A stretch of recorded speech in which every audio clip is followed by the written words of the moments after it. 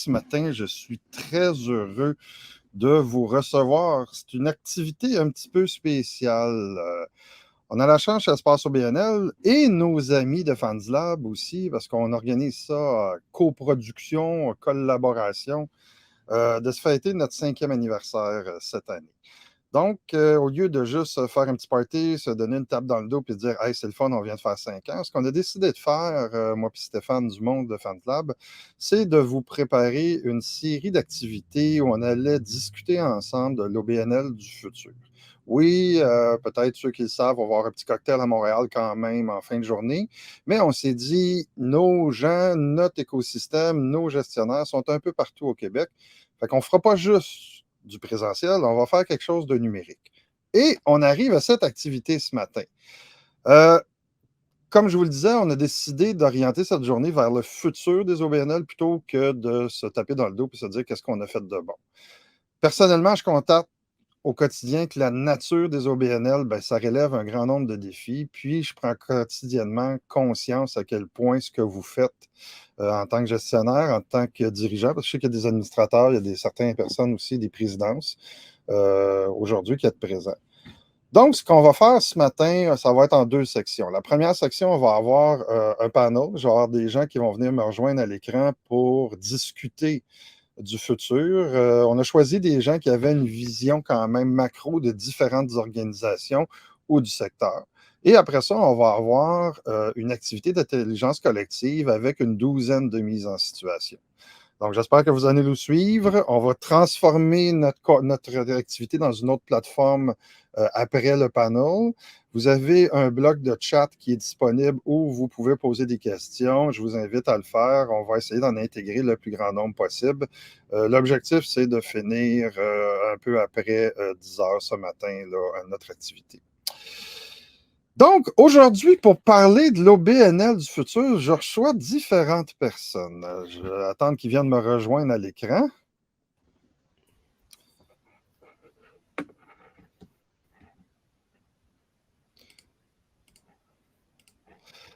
Je reçois, vous les voyez présentement, Luc Audebrandt de l'Université Laval. Bonjour, Luc. Bonjour, Stéphane. Et Nancy Saint-Pierre de Bénévoles d'expertise. Bon matin. Bonjour, bonjour. C'est vrai, bonjour, bonjour. On ne dit pas bon matin. C'est pas français. Oui, il paraît. Il faut faire attention à ça. Écoutez, d'entrée de jeu, je veux revenir. Pourquoi vous êtes là ce matin? À travers les différentes pratiques, toi, Luc, je vais te laisser parler un petit peu de ce que tu enseignes et tu constates au quotidien dans tes différentes activités. Et Nancy, préciser que tu es au centre d'un écosystème autant de bénévoles que d'organismes dans la région de Québec, Beauce-Appalaches aussi. Fait que ça te donne aussi une vision quand même macro de différentes problématiques. Peut-être, Luc, nous parler un petit peu de ce que tu fais à l'université et de ce que tu fais dans ta vie aussi. Bon, mais merci beaucoup. Bonjour, bonjour tout le monde. On peut pas, vous me voyez, mais nous, on ne peut pas vous voir. Donc, je parle à un écran, mais évidemment, j'espère et je suis confiant qu'il y a des gens qui vont écouter de l'autre côté dans le confort de leur foyer. Je m'appelle donc Luc Audebrandt. Je suis professeur à l'Université Laval, au département de management à la Faculté des sciences de l'administration. Et dans ce programme, dans ce département, j'enseigne des cours sur la gestion des entreprises d'économie sociale, au BNL, coopératives, mutuelles. Donc, j'enseigne les cours sur ça au 1er, 2e et 3e cycle. Je fais de la recherche, évidemment, là-dessus aussi. Et je suis aussi titulaire d'une chaire de leadership en enseignement sur l'engagement social, dans laquelle on a plusieurs activités qui visent à favoriser l'engagement social de la communauté universitaire et des gens autour de la communauté. Et notamment, on a créé des programmes, dont un programme qui s'appelle gestion d'organismes communautaires qui existe depuis maintenant 4 ans, qui est en collaboration avec Centraide et qui a pour objectif, justement, d'enseigner, d'interagir et de créer un engouement autour de la gestion des organismes communautaires auprès de la communauté.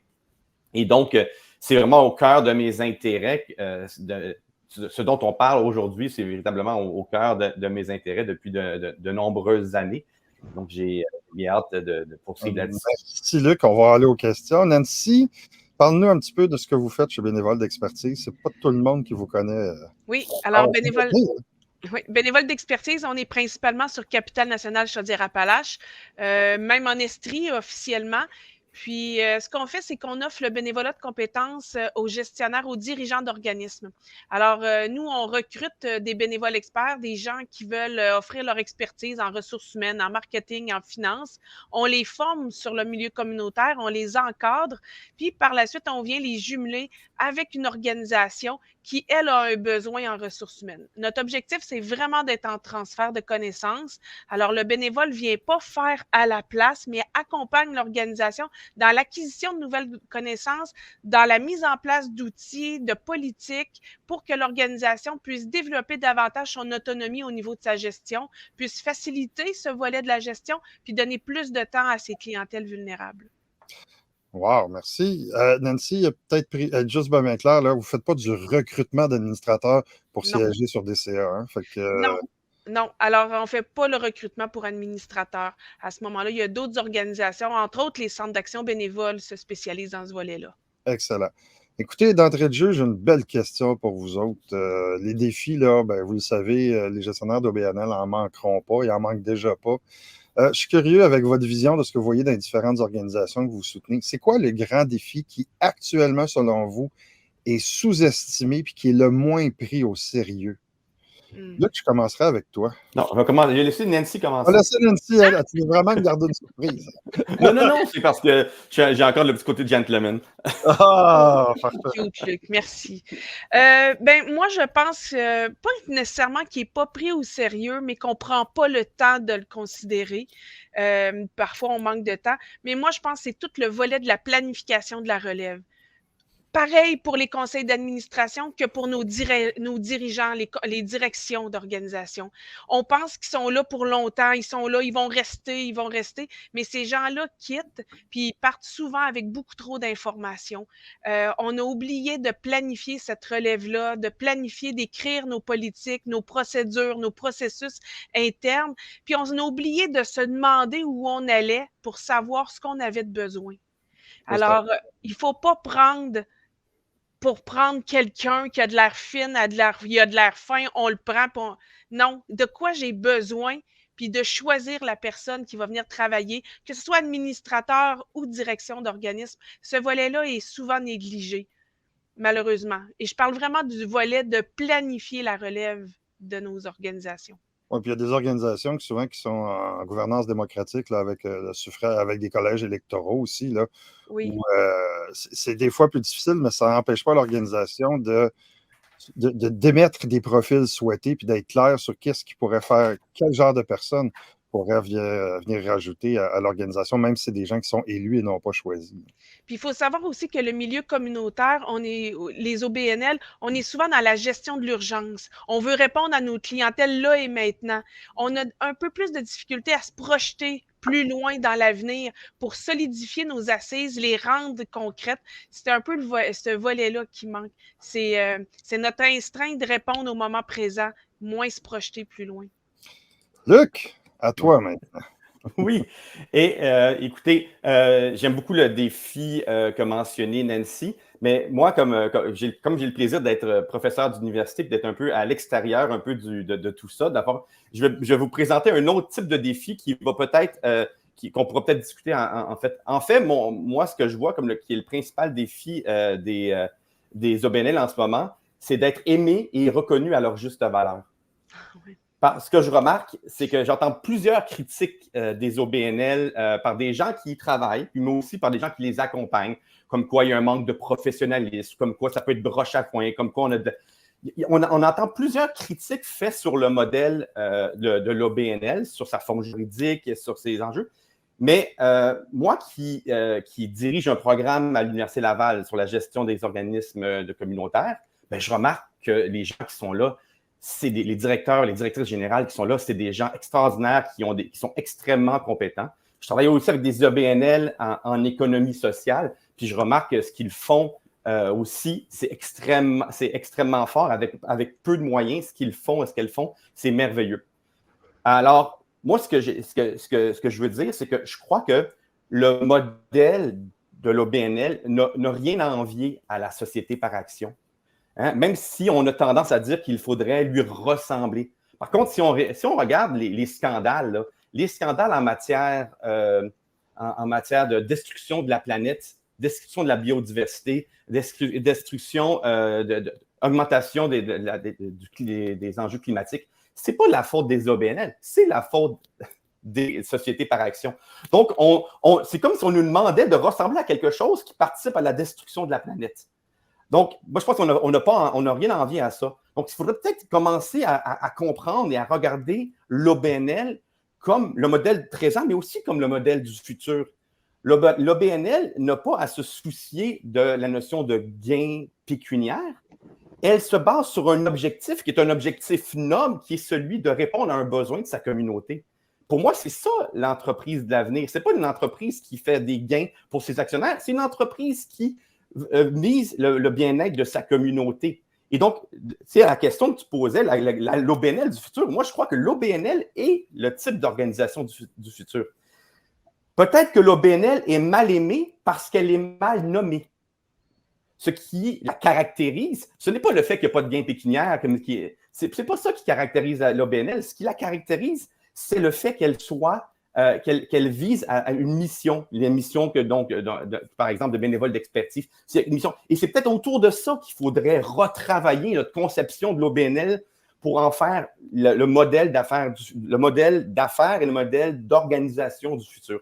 Donc, voilà un peu, c'est un peu différent, Stéphane, je sais que je ne sais pas, mais honnêtement, je crois que si on regarde dans ce qui arrive dans le futur par rapport aux enjeux climatiques, par rapport aux enjeux de décroissance, par rapport à tout ça, s'il y a un modèle d'organisation qui est bien placé pour réaliser les grands défis que l'on a à voir, ben c'est ce modèle-là. Il faudrait peut-être le renommer entreprise associative pour l'économie sociale, organisme communautaire pour les autres, mais ne pas mettre l'accent sur ce qui est loin d'être une de leurs caractéristiques. Je sais qu'on entend souvent parler de ça, mais je pense que c'est important de souvent y revenir à cet enjeu-là, cet enjeu de le fait que ça soit mal nommé et que ça ne correspond pas à ce qu'elle est vraiment. Donc, c'est notre principal enjeu macro pour faire de l'OBNL l'organisation du futur.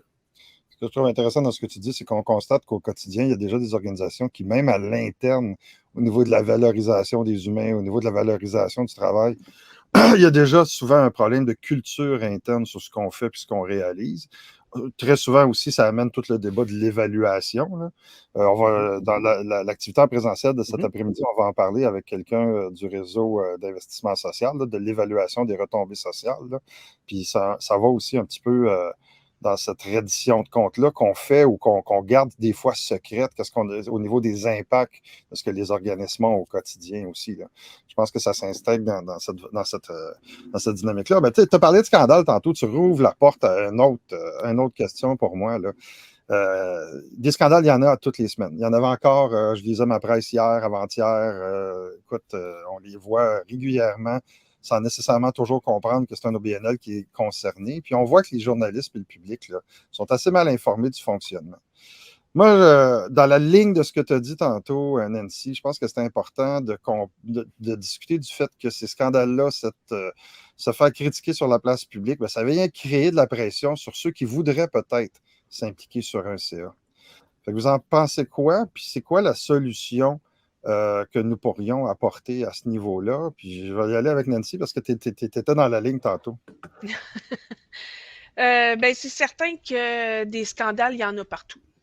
C'est un peu plate parce que souvent, les OBNL, on a mauvaise presse quand il va y avoir un scandale ou il va y avoir quelque chose. Ce serait le fun d'avoir une valorisation, puis Luc l'a nommé tout à l'heure. La valorisation, une présentation de l'impact des résultats qu'on a. Moi, je pense que... ça a fait un écho, désolé. Moi, je pense que le milieu communautaire a tout avantage à dire haut et fort ses résultats parce qu'effectivement, puis Luc, je suis tout à fait d'accord avec tout ce que tu as nommé, mais par contre, on n'a pas la force quand je dis la force, on n'a pas la force du groupe, la force monétaire, la force d'un rassemblement, sans qu'on ait l'air des pancarteux de quelque chose, mais plutôt, ou les revendicateurs de quelque chose, mais plutôt de présenter nos résultats qui sont hot et non de toujours demander et avoir l'étiquette des quêteux. Mais non, on est... Alors, c'est ça. Je pense que c'est important. Là. Oui. On revient sur la reddition de comptes, on revient sur la communication, on revient sur l'évaluation des résultats. 3 sujets qui font faire partie du futur de manière de plus en plus présente. Là. Luc, toi, tu as pensé sur ces enjeux-là pour les futurs administrateurs? En fait, c'est vrai qu'il y a un véritable enjeu parce que il y a des milliers d'OBNL au Québec qui doivent et qui ont des CA qui sont formés de gens bénévoles qui viennent de la communauté. Et ça fait partie, c'est dans la loi, hein, ça fait partie des règlements. Et ce qui fait en sorte que les OBNL doivent trouver des gens qui vont vouloir venir siéger à leur comité, au CA. Et c'est un nombre incroyable de personnes. Là. C'est des dizaines et des dizaines de milliers de personnes qui sont appelées à faire ça. Et on est dans une société où la notion de bénévolat, la notion d'engagement social est mise de côté. Puis, on est dans une société qui est très individualiste, ce qui fait en sorte que quand on va demander à des gens de venir s'intégrer à des CA, mais il faut à la fois miser sur leurs valeurs altruistes en mettant l'accent sur la mission des entreprises ou des organisations sur lesquelles ils vont venir siéger. Puis ça, je pense que c'est important. Mais il faut aussi miser sur les aspects plus égoïstes, le fameux what's in it for me pour cette personne-là. Oui. Donc, il faut trouver un moyen, quand on invite des gens à venir dans les CA, de mettre l'accent sur la beauté de l'organisation, sur sa mission, sur l'impact. Donc, tu disais tout à l'heure, Nancy, sur l'impact, sur les retombées, ce qui fait en sorte qu'on a envie de participer. Mais il faut aussi trouver peut-être réfléchir aux moyens de faire en sorte que les gens qui vont sur les CA, c'est du temps qu'ils ne mettent pas ailleurs. Hein, on dit le temps, c'est de l'argent. C'est aussi un moyen d'apprendre. Donc, il faut qu'il y ait des moyens d'apprentissage quand on est sur des CA. Donc, il faut trouver le moyen le fameux donner et recevoir. Et ça, je pense que dans beaucoup, moi qui me fais appeler pour être sur des CA, dans beaucoup de CA, il n'y a pas cette culture-là du give and take n'est pas suffisamment bien exprimée. Donc, on va avoir. Là, j'avance peut-être sur la question de recrutement de bénévoles, Stéphane, mais c'est un peu un enjeu qui je trouve qui est important. Oui et non, parce que en même temps, ce qu'on se rend compte, puis tu sais, chez Espace OBNL, c'est quand même moi qui donne la majorité des formations sur la gouvernance. Puis j'en ai développé une sur le recrutement des administrateurs.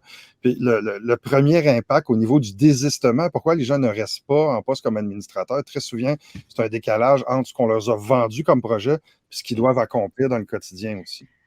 Oui, mais ça, effectivement, on l'entend aussi. Il y a un décalage. Moi, j'ai une surprise pour vous qui êtes en ligne. On avait prévu une 3e personne qui a eu des petits ennuis ce matin. Elle se joint à nous. Bonjour, Valérie. Bonjour, je m'excuse vraiment, mais... T'es là. La vie a fait, c'est ça, un petit accrochage, donc voilà. Ça arrive. J'y suis, je suis arrivée à la course. Avant de continuer les questions, voudrais-tu te présenter? Puis, oui, bonjour. Donc, je suis Valérie Baudouin. Je suis présidente directrice générale de la Fondation Québec Philanthrope. Donc, notre mission, très, très simple, mettre en lien des donateurs qui veulent soutenir une cause, une mission, une communauté ou un organisme. Et nous connaissons tous les organismes qui en ont besoin, donc on les met en lien. Donc, ça fait 20 ans que je suis en philanthropie, au milieu communautaire et gestionnaire au niveau d'OSBL. Voilà. Écoute, je vais faire un petit peu de rattrapage. Ça va être la seule question sur laquelle je vais revenir en rattrapage. La première question, c'était le défi sous-estimé qu'on peut voir. Toi, dans ta vision, qu'est-ce que tu considères comme étant un défi qui est sous-estimé pour les OBNL dans les prochains mois, prochaines années? Personnellement, je trouve que le défi va être la collaboration de tous pour faire en sorte qu'on ait des initiatives et des projets qui ont un impact et durable. Le mot durable, pour moi, est extrêmement important. On ne peut que répondre aux besoins d'une façon ponctuelle et de ne pas s'assurer de la pérennité ou du futur d'un besoin. Donc, pour moi, c'est bien important. Collaboration, si tout le monde travaille chacun de leur côté et tire sur la couverte, ça ne pourra pas fonctionner. Et on va mieux répondre aux besoins émergents. Merci Valérie. Écoute, j'aime beaucoup ce que tu viens de dire sur l'impact durable parce que ça va un petit peu dans la suite de ce que Luc exprimait au niveau de son défi que lui nous a amené, qui est de reconnaître les organismes pour vraiment l'impact qu'ils ont, puis de privilégier possiblement cette forme-là par rapport à beaucoup d'autres formes aussi. Là. Puis ça, j'entends Luc, puis là, j'entends le discours de l'économie sociale qu'on entend dans les médias depuis, qui est très justifiable. Je vais revenir sur un élément, puis je vais recommencer avec toi, Valérie, parce que tu es au centre d'un écosystème en philanthropie dans ton cas. Je veux qu'on parle un petit peu de financement, puis les défis qui s'en viennent en termes de financement. Puis si vous avez de quoi rajouter, là, Nancy et Luc, n'hésitez pas à rebondir. Il y a deux choses, Valérie. On sort de la COVID. On a vu qu'au niveau philanthropique, la COVID, les donateurs sont restés. Il y a eu des petits changements. Certains organismes se sont débrouillés mieux que d'autres. Globalement, on sort peut-être de la COVID moins en catastrophe qu'on pensait au mois de mai 2020, parce qu'on avait fait un sondage, nous, en mai 2020. Puis je peux te dire que c'était pas prometteur. Là. Ça, c'est la première chose. Puis deuxièmement, je veux qu'on amène l'idée du financement public. Il n'y en a jamais eu autant. Il n'y en a jamais assez, on s'entend. Là. Mais si on regarde globalement dans plusieurs secteurs, il y a eu des augmentations puis des ajustements quand même substantiels, mais qui ne suivent pas nécessairement l'inflation. Si on prend ces deux aspects-là du financement, toi, tu vois ça comment pour le futur? Là? Bon, écoute, il y a plusieurs choses que tu viens de dire. Je vais essayer de le décortiquer. Effectivement, je pense que pendant la COVID et suivi la COVID, on a senti vraiment un désir des donateurs, ceux qui en avaient beaucoup dans les coffres, à continuer à soutenir les communautés et les organismes qui desservaient des besoins qui étaient émergents. Là, on revenait vraiment à la base de Maslow, là. Se nourrir, se vêtir. Donc, les gens ont été extrêmement généreux. Contrairement à ce qu'on aurait pu penser où les gens auraient pu être très, très, très frileux. Là, après, ce qui arrive, c'est l'inflation, tout augmente, l'indice à consommation des prix. Alors là, je vous dirais, le corporatif est frileux à donner. C'est beaucoup plus difficile d'aller chercher de l'argent au niveau des corporations en dons ou en commandite. Cependant, les grands philanthropes, eux, ils sont là pour rester, les grandes familles. Il y a de l'argent encore. Il faut juste tirer aux bonnes places. Maintenant, puis juste pour terminer ce pan-là, je pense aussi que nos donateurs veulent travailler ensemble. Tu sais, tantôt, je parlais de collaboration. C'est pas tant juste aussi toutes les organisations, mais c'est les donateurs veulent avoir un impact ensemble. Et quand ils voient qu'ils ont une force de frappe ensemble, ils vont embarquer. Et là, le corporatif pourrait suivre. Mais avec l'inflation, je vous dis, là, c'est plus difficile pour eux de sortir des sous, des montants aussi importants. Donc, de vouloir intéresser les partenaires ou les donateurs en leur proposant des initiatives et des projets d'impact extraordinaires. Là, ils vont embarquer parce qu'ils vont faire un changement radical avec vous, un impact durable. Ça, c'est un deux mots que je vais dire tout le temps. Concernant le public, effectivement, il n'y a jamais eu autant d'argent. Nous, on a eu la chance, en fait, faisant partie de la fondation, du réseau des fondations canadiennes du Canada, on a eu la gestion d'un programme fédéral qui s'appelle la Relance. Et le premier volet qui était d'urgence, encore là, répondait aux besoins émergents de base. La deuxième partie a été, et là, moi, ça, j'ai aimé ça, l'ouverture justement de ces programmes-là publics avec nos gouvernements. Donc, lui, c'était un programme fédéral où là, on s'est dit, OK, c'est beau, là, on a répondu aux besoins émergents. Maintenant, qu'est-ce qu'on peut faire pour nos organisations qui continuent à le faire? Donc là, il y a eu du soutien pour l'amélioration technique donc des outils techniques, informatiques, cybersécurité pour nos organismes. Il y a eu de l'argent qui a été donné pour de la planification stratégique, de l'organisation, de la structuration au niveau de nos organisations. Et ça, on l'oublie. Hein? On l'oublie trop souvent qu'ils en ont besoin d'être structurés. Nos organismes, ce sont des pans importants du développement économique de nos régions. Donc, oui, il est là, le financement, mais il faut savoir vraiment l'utiliser, mais surtout prendre le temps de déposer ces demandes-là. Et prendre le temps pour un organisme à but non lucratif, c'est énorme, cette phrase-là. On n'a pas de ressources. Souvent, on n'a pas aussi, des fois, la capacité ou les connaissances de rédiger tout ça, parce qu'on va se le dire, c'est fastidieux ce qu'ils demandent là. Donc, voilà ce que j'en pense sur le financement. C'est sûr que je pourrais partir longuement, mais je vais m'arrêter là pour laisser la parole à mes collègues. Est-ce que vous aviez quelque chose à rajouter, Nancy, là, sur la partie du financement? Ben, moi, j'aime toujours arrêter de parler de financement puis parler de revenus, parce que je veux intégrer, entre autres, tout le milieu de l'économie sociale là-dedans, parce que c'est pas toujours nécessairement du financement. Puis on s'entend qu'il y a beaucoup d'OBNL qui ont une bonne proportion de revenus autogénérés, là, soit par les activités. Tu parlais de commandites tantôt, les ventes d'activités, puis même, dans certains cas, on peut rajouter, il y a des organisations dont le membership représente quand même une bonne portion des revenus aussi. Là. Ouais. Fait que quand on parle du financement, c'est un écosystème qui s'est complexifié. À la fois complexifié, puis à la fois, il y a des outils, si vous me permettez, là, des outils qui sont sous-évalués, comme le sociofinancement et les obligations communautaires, qui sont deux outils qui ont peut-être moins de 15 ans, mais auxquels on ne pense pas nécessairement dans le cadre d'un montage financier ou d'un projet plus gros ou à plus grande échelle aussi. Mais si on parle du futur face à ça, Stéphane, souvent aussi, je vois plusieurs organisations qui vont avoir 15 à 20, mais même plus redditions de comptes différentes parce que leurs revenus, la totalité de leurs revenus, c'est ça, c'est 15 ou 20 bailleurs de fonds différents. Puis moi, ce que je souhaite pour le futur, c'est, je ne sais pas si c'est utopique, mais c'est d'alléger un peu tout ça parce qu'au-delà de la demande initiale sur une forme de projet pour 3 ans, après ça, il faut faire une reddition de compte à mi-chemin, puis il faut en refaire un autre à la fin. Puis c'est quand même majeur parce qu'à travers ça, le 3 ans n'est pas en même temps, des fois c'est annuel. Fait qu'on est toujours dans la paperasse de remplir ce type de document-là qui gruge du temps, l'énergie, puis finalement, ben, c'est de l'argent. Ben, c'est de l'argent, mais au-delà de ça, c'est aussi du temps où on n'est pas en intervention, où on n'est pas en train de faire le travail. Oui. Cet après-midi, dans le même panel qu'on va faire en présentiel, on va recevoir Karel Méran de la Fondation du Grand Montréal. Karel avait une lettre d'opinion il y a de ça quelques temps dans la presse, justement sur la reddition de comptes. Mais quand on connaît les bébites gouvernementales un petit peu, j'ai peu d'espoir que ça se simplifie. Mais est-ce que ça n'en sera pas un enjeu aussi, la reddition de comptes majeure des prochains mois, prochaines années? Là?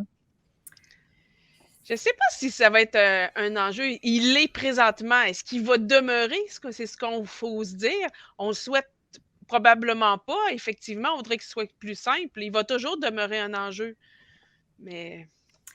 Puis, il ne faut pas oublier, hein, en fait, oui, c'est lourd, ces redditions de comptes-là. Puis, je vais vous le dire pour l'entendre régulièrement, il y en a qui ne vont pas demander le financement parce que... Ouais. Donc, c'est un frein au financement, clairement. Maintenant, quand je vous dis que peut-être faut aller voir d'autres pans de financement et d'investissement et de travail, de collaboration, par exemple avec des donateurs privés, ou corporatifs. Corporatifs, pour certains, je ne les nommerai pas, sont très, très lourds, sinon plus que le gouvernement. Mais il y en a d'autres qui, c'est beaucoup plus simple. Pour moi, une reddition de compte du futur serait de rassembler tout le monde, de voir l'impact sur le terrain, puis qu'on se frappe dans la mythe à se dire, regardez ce qu'on a fait ensemble. C'est ça, la reddition de compte. Comment que je vous dirais que, tu sais, à tant de pourcents que j'ai répondu à l'indicateur de mesure, venez voir, puis on va le célébrer ensemble. Moi, c'est de la confiance, ça serait le fun. Oui, bien moi, c'est vers là que je m'en vais. J'aimerais ça. Oui. C'est sûr qu'on n'a pas le choix de faire un petit one-pager, là, tu sais, mais de là à faire une reddition de compte, tu sais, exhaustive, pesante et lourde. Donc, ça serait agréable de bord pour tout le monde. Puis, il y aurait cette synergie-là, ceux qui reçoivent, ceux qui le construisent, puis ceux qui le financent. Alors, voilà. Ça, c'est ma reddition de compte. Idéal. Idéal. Nous le Nancy. Mais en fait, Valérie, même si, en fait, ce que vous dites, bon, moi, je suis assez d'accord avec vous qu'il y a des enjeux, la reddition de compte prend énormément de temps. Donc, il y a la reddition de compte qui doit être faite, qui est très technique et tout. Et il y a aussi toute l'évaluation de la mesure d'impact, qui ça aussi demande du temps. Puis, dans le fond, ce qu'il faudrait peut-être trouver, c'est de réfléchir à comment on peut, je ne dis pas incorporer les deux, mais faire en sorte que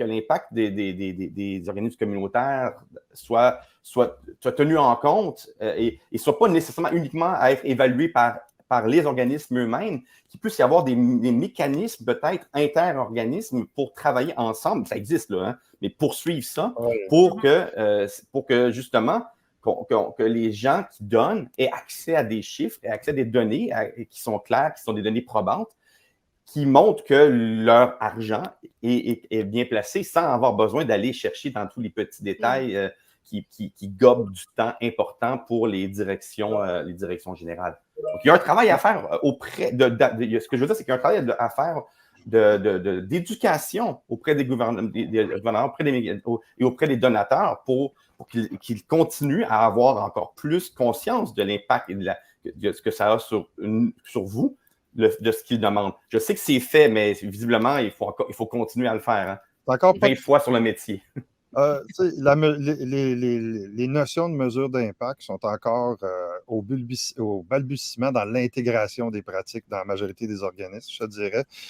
Surtout qu'on a beaucoup d'organismes de moins de 10 personnes au Québec, il faut se le dire. Là. Puis là, je mets de côté tous les organismes 100% bénévoles. Là. Je parle juste de ceux qui ont des ressources. Là. Donc, cette mesure d'impact-là. Puis l'autre élément, ça va un petit peu dans la suite de ce que Nancy a amené au début, là.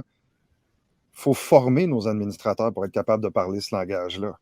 On a validé que les conseils d'administration n'ont pas de budget de formation. Fait que c'est un peu dur de parler de mesures d'impact si on ne sensibilise pas à travers une présentation ou une information nos différents administrateurs, qui est notre première édition de compte interne, là, si on veut, là, qui ont quand même ce devoir de supervision et de conformité là, avant d'aller vers l'extérieur aussi. Il y a un sujet à la mode qu'on entend parler de temps en temps dans les médias qui s'appelle la pénurie de main-d'œuvre. Je ne sais pas si vous autres, vous en avez entendu parler. Mais je veux ramener ça sur plus large parce que je veux inclure, oui, on parle de pénurie de main-d'œuvre, mais je veux rajouter ça comme étant un sujet sur le capital humain parce que ça va concerner aussi tout le volet de l'implication bénévole. Je suis curieux de vous entendre sur ce que vous voyez de façon macro arriver, puis vers quoi on se dirige aussi par rapport à ça, sans arriver. On commence à déjà le voir, là, on commence à avoir de la rupture de service dans certains secteurs, dans certaines organisations, entre autres en intervention santé mentale. On manque d'intervenants, on compétitionne contre les bonnies du gouvernement pour aller chercher des employés. On l'a vu avec les lignes de suicide, les bénévoles, ça ne fournit plus, ça nous prend des ressources payées. Fait on voit que le capital humain est très, très complexe dans son ensemble, puis qu'on a des enjeux de ce côté-là.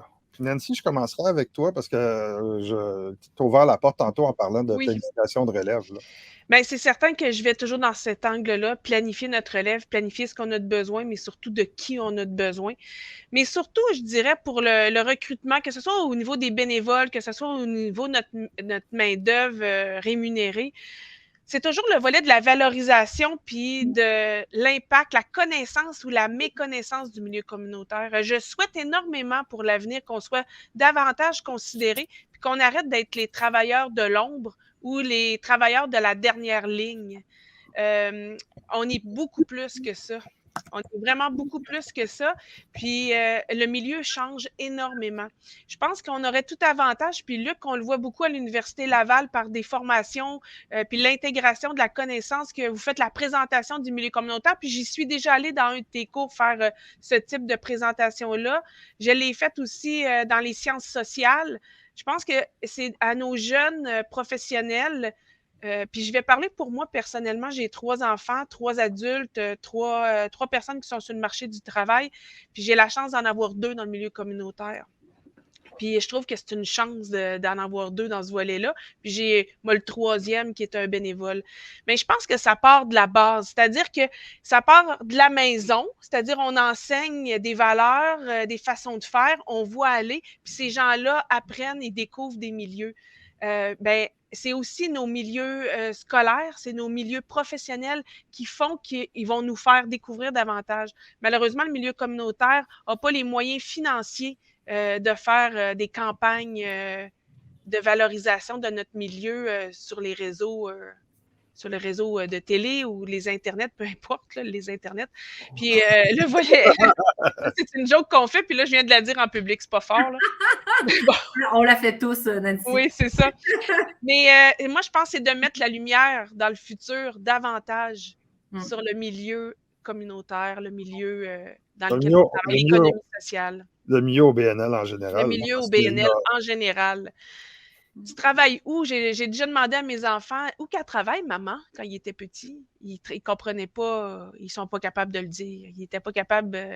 Non, mais il n'y a pas un orienteur au secondaire qui va dire toi, là, tu vas faire une bonne DG du BNL. Hein? Donc, tu vas c'est ça. Allez, Valérie. Souvent, Nancy, j'imagine que tu dois te faire poser la question aussi. T'es vraiment là à temps plein, là? Bénévole à temps plein? Je pense que les gens, et tu as raison, Nancy, ça change, mais il y a beaucoup de travail encore à faire. Nous sommes des entreprises sociales, d'impact. Nous devons gérer comme une entreprise qui fait du profit, là. C'est pareil. C'est exactement la même chose. Toutes les finalités qu'un gestionnaire doit avoir, autant dans le privé que dans le communautaire, on doit avoir cette acquisition de connaissances-là. Oui. Et de plus en plus, nous, en tout cas du moins en philanthropie, on voit que de plus en plus, il y a des cours, il y a des certificats qui se donnent, il y a beaucoup de consultants aussi qui sont là. Donc, je pense qu'il faut, puis dépendamment de nos moyens, on est capable d'aller se former. Je le sais. Dans ce sens où j'ai fait des recherches, tu sais, il y a des, comme par exemple le cours de... Oui. Valérie, on a posé la question dans l'étude. Okay? Oui. Il y a seulement 42 des organisations qui vont aller accéder au financement qui est disponible pour former la main-d'œuvre. Il y a de l'argent disponible, mais on ne va pas la chercher, puis on ne priorise pas nécessairement la formation. C'est toujours impressionnant de savoir comment le nombre de DG ou de conseils d'administration, puis je leur parle de leur budget de formation. Puis quand on parle de plus de 2000 $, on est chanceux. Ça me... Moi, effectivement, ça dépend de la culture de l'organisation.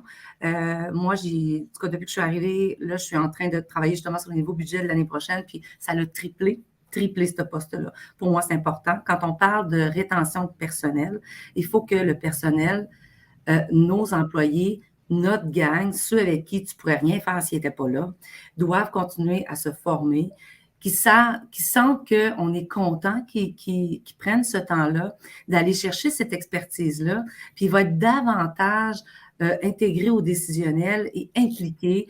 Tu sais, c'est une roue, là. Tu sais, donc, pour moi, c'est super important.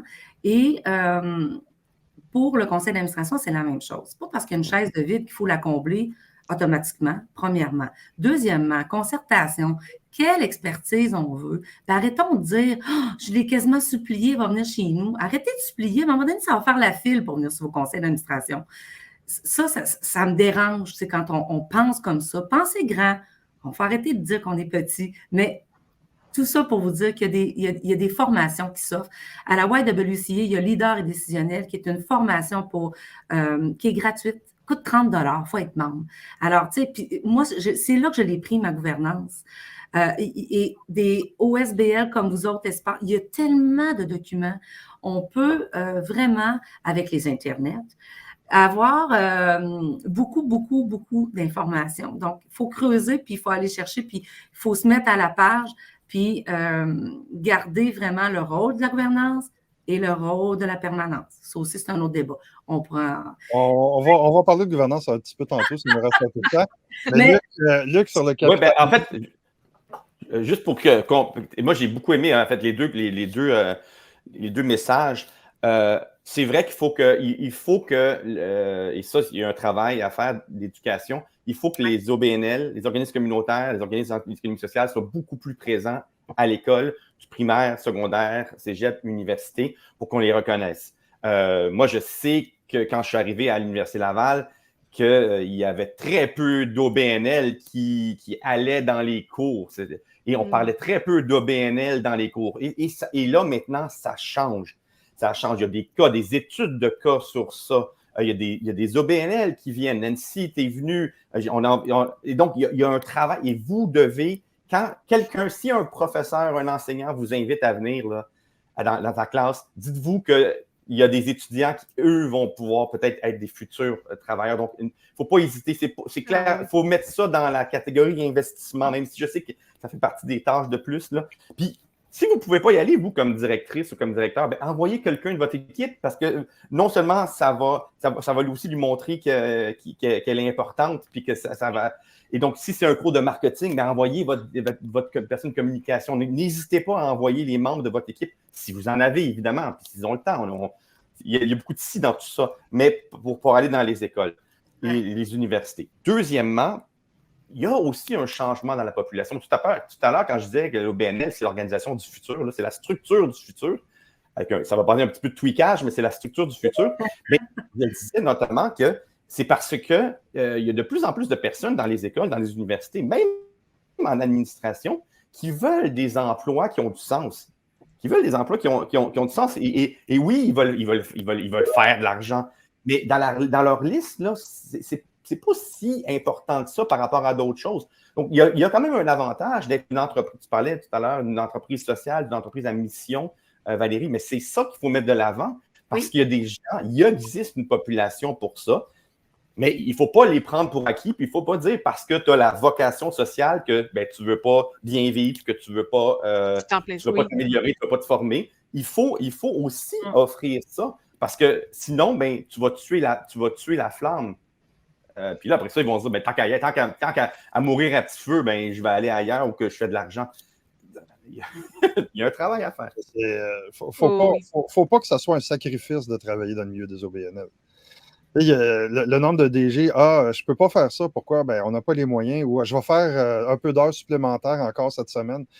Dans le capital humain, là, le volet des heures supplémentaires, là, puis ça, là, si tu me permets, Stéphane, je veux juste rajouter quelque chose là-dessus. Là. C'est épouvantable, les études là-dessus. J'ai encore lu quelque chose la semaine passée qui m'a jeté à terre.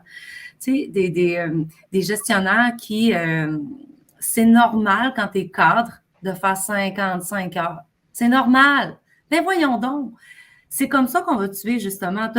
La réponse que tu vas recevoir dans bien des cas, c'est « Oui, mais attends, moi, je suis là bénévolement comme administrateur. On s'attend à un sacrifice de ta part comme employé. Tu es déjà bien payé. Tu es payé plus cher que moi. Dans ma vie de tous les jours. » Il y a une question de valorisation du capital humain. Là. Tout à fait. Puis la différence entre ceux qui travaillent au communautaire ou qui vont travailler au gouvernement ou en privé, il y a le même risque de burn-out. La différence, c'est qu'au privé, c'est quelqu'un qui va te taper sa tête. Chez nous, c'est des passionnés, des engagés. C'est eux-mêmes qui se tapent sa tête, qui veulent aller plus loin. Donc, le mot bienveillance, là, de se dire, hey, on ne nous perd pas à cœur ouvert, là. On va se calmer. On est et on veut donner. Et je pense que ça, c'est la valeur humaine du communautaire. J'en parle, j'ai le frisson. Ça vous donne l'idée. On est passionné par ce qu'on fait. Alors, on se donne. Donc, on est toutes susceptibles pour le burn-out. Alors, je pense qu'il faut faire attention à nos équipes, puis que les équipes fassent attention aussi à leurs dirigeants. Donc, c'est bienveillance. Le mot bienveillance. Il y a 3 thèmes. Ça, c'est un bon point, Valérie, ce que tu dis par rapport à la bienveillance. Bienveillance des dirigeants envers l'équipe, bienveillance de l'équipe face aux dirigeants et bienveillance du CA face aux dirigeants. C'est vraiment, ces 3 éléments-là doivent être présents. Et pour ça, oui, Stéphane, c'est vrai qu'il faut éduquer les membres du CA pour qu'ils soient au courant que, oui, un dirigeant, c'est pas parce qu'il est dirigeant, qu'il est direction générale, qu'il doit faire 60 heures semaine. Il y a une vie aussi. Il y a un travail d'éducation, mais si cette éducation-là, elle doit être présente, pas juste dans tous les CA, il y a ça. C'est pas juste les CA des organismes communautaires où il faut éduquer, hein, d'ailleurs. Donc, Il y a un travail à faire partout. C'est un travail de base. La vision du travail en général. Puis comme exemple, moi, souvent, mon père, par exemple, m'appelle à 11 heures, puis je fais un rendez-vous privé. Pour soit... Écoutez, je ne sais pas, là, un exemple. En tout cas, je ne suis pas dans le bureau. Ça, mon père, ben voyons donc, tu n'es pas au travail. Alors, déjà, ça, la perception des gens sur le travail, que pour être bon puis démontrer qu'on est compétent, il faut travailler fort. On travaille à distance. Il y a beaucoup de choses qui ont changé. Nos jeunes veulent autre chose, donc il faut s'adapter là-dedans. Puis, voilà, avec ma prochaine question. L'équilibre, voilà. Tu parles de nos jeunes qui veulent quelque chose. Il y a 2 sujets à la mode dans les médias. On va les ramener aux normes ESG, donc environnement, gouvernance, et tout ce qu'on appelle le discours EDI, donc équité, diversité, inclusion. Ces 2 éléments-là, on en parle. Ça fait partie des médias, ça fait partie des textes qu'on lit. C'est au cœur. Vous aviez la grande pizza des Nations Unies au niveau de ce qui s'en vient dans le futur. On parle de changement climatique. Mais tabarnouche, quand on arrive dans le quotidien d'un conseil d'administration, là, c'est pas là. Ils ont la misère des fois à payer leur monde. Ils peinent à gérer le quotidien. Donc, comment est-ce qu'on va faire à intégrer ces grands principes-là dans le quotidien à moyen par long terme si on veut s'en sortir? Ah, là, j'ai une grande question. Nancy? Ben écoute, je le sais pas. Je le sais pas. Et c'est assurément pas une priorité. Parce qu'il faut se rappeler que la priorité des organisations, c'est leur propre mission. Fait qu'ils ils vont réaliser leur mission, souvent coûte que coûte, au détriment du temps, de l'énergie qu'ils peuvent avoir. Ils vont tout faire pour réaliser. Puis ce genre d'élément-là est souvent oublié, négligé. Les choses, à mon avis, vont évoluer, par contre. Je suis convaincue de ça. Puis on l'a nommé à quelques reprises. Je ne sais pas si je me souviens plus si c'est Valérie ou Luc. Le volet entrepreneur. Moi, je dis, on est des entrepreneurs sociaux. C'est comme si on roule une petite business, mais par contre, on a le côté social beaucoup plus fort. Notre mission, elle est humaine. On ne fabrique pas quelque chose qu'on va vendre. On offre Fait que c'est certain que quand on rentre dans ce volet administratif-là, ben, il faut que tu aies un CA d'abord qui aura le temps de s'investir avec la direction puis en prendre une grande part, assurément. Mais souvent, ça retombe sur les épaules de la direction. Puis c'est pas dans les priorités souvent. Au même égard que pour les TI. C'est la même affaire. On veut changer, on sait que ça va améliorer quelque chose, mais quel temps on va perdre on a l'impression de perdre du temps pendant cette période-là. Il y a de l'argent, si on fait le choix, j'investis. Est-ce que je vais investir là ou j'en donne plus en salaire à mes employés? Est-ce que j'offre plus de salaire? C'est certain que ça ira pas dans les TI, ça ira pas dans le volet des ESG. Tu amènes la partie technologique, on n'en a pas parlé, puis j'aimerais ça qu'on l'adresse tantôt, là. Mais ce que tu dis, si on le prend à un sens un peu plus large, c'est aussi toute la vision de l'investissement par rapport à celle des dépenses. Tu sais, la capacité d'un conseil d'administration de voir au-delà de la ligne de la fin de l'état des résultats, là, d'être capable de dire, ben écoute, si on fait ça pour dans 3 ans, si on fait ça pour dans 5 ans. Mais leurs engagements vont-ils être encore là? Puis c'est ça que je te disais tantôt au début. Je disais, est-ce que les organisations, on a appris à vivre dans le moment présent, de régler le problème là et maintenant? Il faut qu'on se projette maintenant. Si on veut pallier à ce volet-là, si on veut penser à notre relève, si on veut penser à nos politiques et nos processus, ça s'appelle se projeter plus loin, être dans le futur. Puis présentement, c'est un luxe pour les organisations. On retombe sur nos pieds tranquillement, pas vite, mais il faut qu'on y arrive. Il faut absolument, tu sais... mon Dieu, je m'excuse. Allez, Luc. Ben, vas-y, Valérie. Ben, Nancy, ça m'interpelle quand tu dis, il faut voir le futur. Naturellement, on est des gestionnaires d'entreprises à vocation sociale. Alors, c'est la même chose. Maintenant, quand on dit de prendre du temps pour faire une planification stratégique, tout d'abord, il faut avoir les connaissances pour le faire, ou bien il faut être accompagné pour le faire. Par bénévole d'expertise. Ben oui. Voilà. Ou Stéphane, espace au BNL. Voilà. Non, mais je pense qu'il ne faut pas le voir comme une perte de temps, mais il faut vraiment le voir comme un investissement.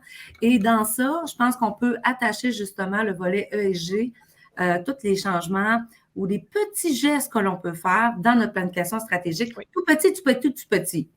Dans mon cas, j'ai pas le choix. J'ai pas le choix de le faire différemment. C'est-à-dire que moi, j'ai un portefeuille de placement qui est énorme. On parle ici de plus de 100 millions. Mes donateurs qui viennent chez nous investir leurs dons, de plus en plus vont me demander, plus que le ESG, là. Nous, on est rendu ailleurs, là. On est rendu encore beaucoup plus loin. Ils veulent savoir si on est, tu sais, tous les investissements, pourquoi. Et ils veulent savoir de plus en plus. Ils s'initient de plus en plus, en fait, dans leurs dons. Ce qui est correct parce qu'il y a eu tellement d'abus, malheureusement. Donc, tout ce qui est ESG pour nous, on travaille avec des gestionnaires et avec des règles de gouvernance ESG. On travaille beaucoup avec d'autres organisations qui nous allument sur sur le contexte actuel, mais on n'est pas rendu à décaisser là, quand même. Là. On n'est pas là. Mais éventuellement, on se posera peut-être la question. Tu sais, notre ami Karel de Montréal, lui, il est rendu dans cette étape-là. Alors, ça dépend, je pense, aussi de la volonté de ton conseil derrière ça. Mais on n'a pas le choix. On n'aura pas le choix tous ensemble. Ce n'est pas une urgence de l'avenir, là. On parle de notre planète présentement. Oui, c'est ça l'affaire. Mais on peut tous déjà faire des petits changements.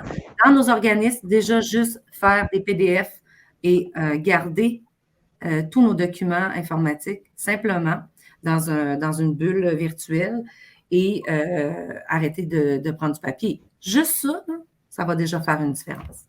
Luc? Bien, juste pour dire, je trouve que les enjeux de ESG puis les enjeux d'EDI, évidemment, sont hyper importants. Et c'est aussi super intéressant pour plein de personnes. Il y a plein de gens qui s'intéressent vraiment à ça. Puis il y a plein de gens qui sont sur votre CA ou qui pourraient être sur votre CA qui s'intéressent à ça. Donc, je pense que ça peut être un travail fait en CA, en sous-comité. Il y a une partie de travail à faire là-dessus. Dans un organisme sur lequel j'étais sur le CA, lorsque c'est arrivé, les enjeux d'EDI, ben c'est le CA qui a pris ça. Ça a été des membres du CA. On est allé chercher les gens du CA qui sont venus se joindre à nous au CA parce qu'ils aimaient ça. Donc, je pense que c'est aussi un moyen de recrutement peut-être parce qu'il y a plein de gens partout qui s'intéressent à ça, Donc, premièrement, je crois que ça, c'est un premier truc parce qu'on dit qu'il faut que ça vienne d'en haut. Hein, parce qu'il faut que ça vienne d'en haut si on veut que ça ait un impact. Puis il faut que ça vienne du CA. Donc, ça, c'est un premier point. Deuxième point, je pense que là-dessus, il y a quand même dans beaucoup d'organismes des choses qui se rejoignent.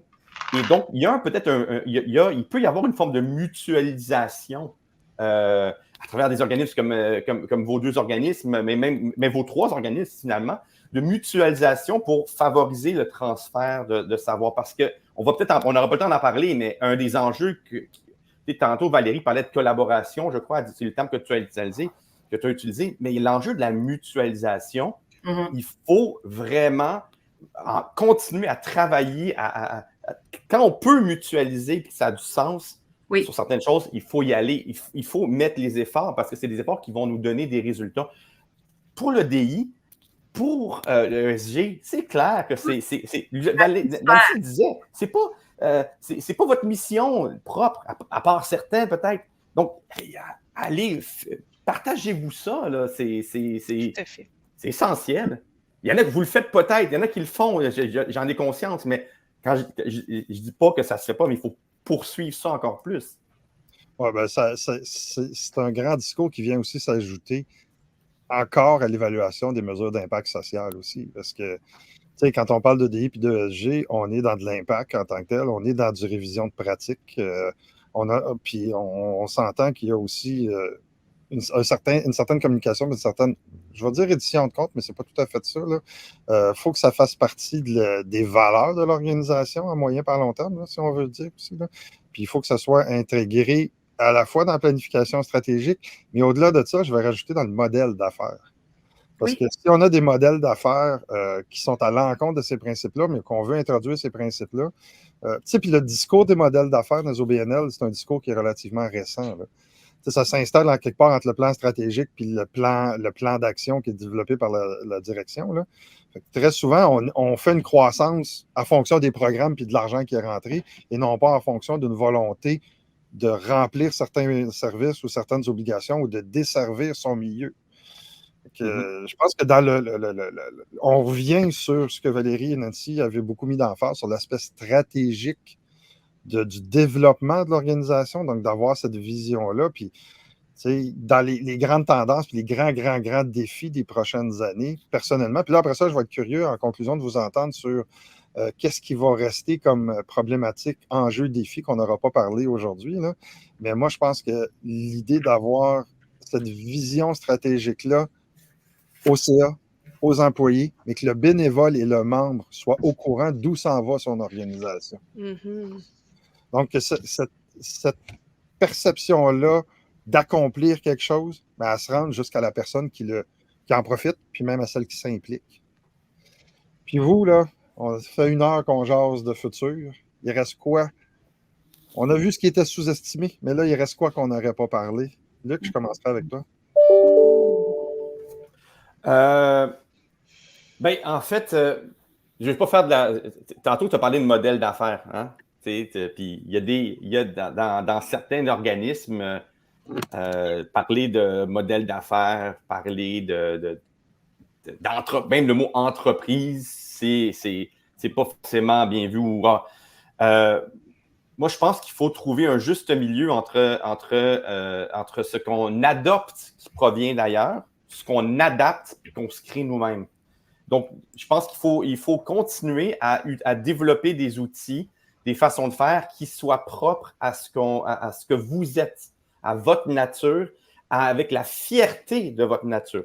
Quand on a créé, petite publicité, la matrice du modèle d'affaires responsable à l'Université Laval, qu'on utilise pour justement, mais on l'a créé il y avait des OBNL qui étaient présents, qui nous ont aidés à le créer, des organismes communautaires et des entreprises capitalistes. Donc, on a créé ces outils-là de manière à ce qu'ils soient pertinents pour un ensemble d'organisations qui ont ensemble un objectif d'être davantage responsables, de tenir compte des enjeux sociaux, environnementaux et économiques du futur.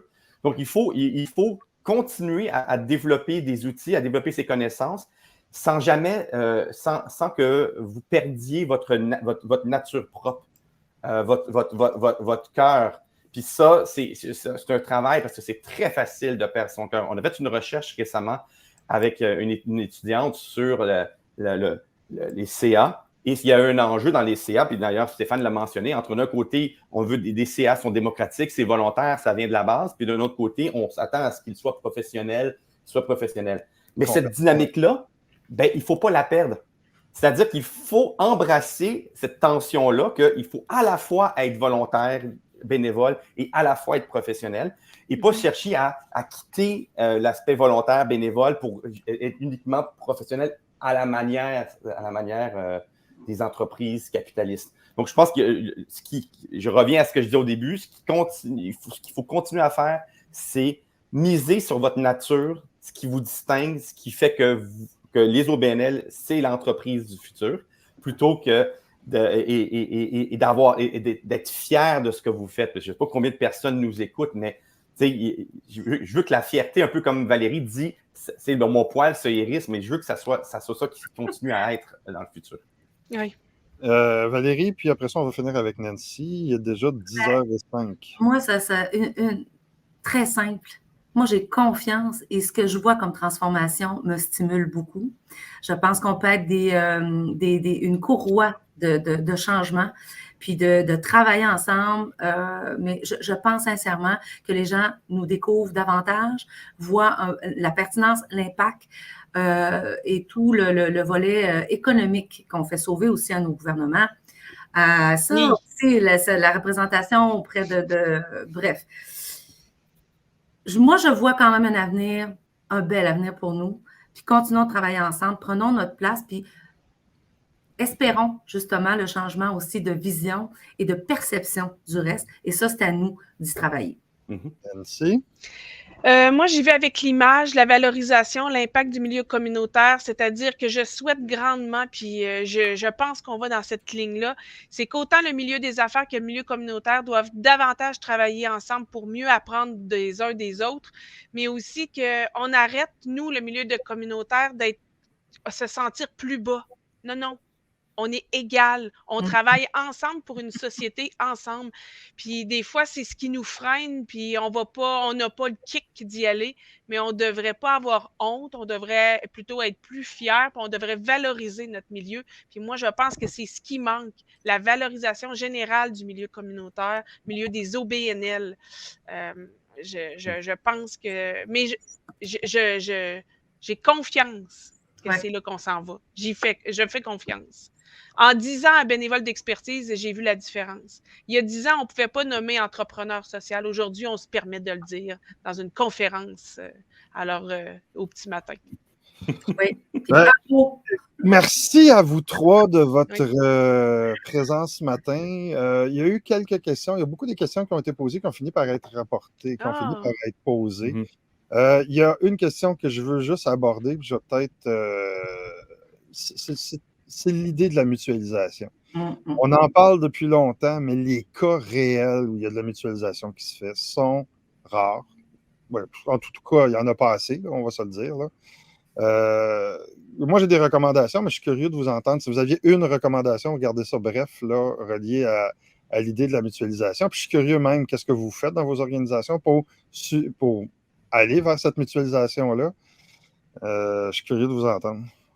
Puis je vais aller avec Valérie puis Nancy, peut-être parler de Sherbrooke, puis parce que tantôt, je sais que vous êtes en discussion avec d'autres, avec les câbles et tout ça. Là. Je pense que cette idée de mutualisation-là, là, pour rendre ça concret, là, peut-être nous en parler. Valérie? Non, Valérie, la mutualisation, si tu avais un commentaire pour aider à pouvoir la faire. Ben, écoute, moi, je pense nous, de notre côté, on le fait de plus en plus. On veut vraiment travailler de cette façon-là. On a beaucoup de réflexions avec beaucoup d'organisations et de réseaux. C'est un mot qui revient régulièrement. On est beaucoup en réflexion, comment on peut le faire. Puis, on voit qu'il y a vraiment des réfractaires. Il y en a qui veulent pas. Ils ne sont pas rendus là. Bon, moi, je trouve ça extrêmement dommage parce que c'est mettre un X sur l'avenir, mais ça nous appartient. Mais là, on parle de mutualisation, là, mais quand on va un petit peu plus loin, puis il faut en parler dans certains cas, on va parler de fusion d'organisation aussi. Les gens réticents, c'est encore pire. Là. Oui, donc perdre son identité ou la laisser à un autre. Donc, ça, c'est une générosité, très grande générosité pour l'impact et un besoin futur. Et ça, les gens, malheureusement, on est encore trop individualiste, on est encore cloisé. C'est très difficile. C'est très difficile, mais nous, il y a un magnifique projet qu'on travaille justement, où on travaille avec Montréal, on travaille avec les autres, puis on travaille avec tout autre expert, parce que moi, je ne suis pas experte en changement climatique, mais donc, il faut travailler comme ça. Mais c'est un mot sur lequel les gens vont réfléchir et discuter énormément. Merci. Luc? En fait, quand on parle de mutualisation, il y a deux formes de mutualisation. Il y a la mutualisation verticale et horizontale.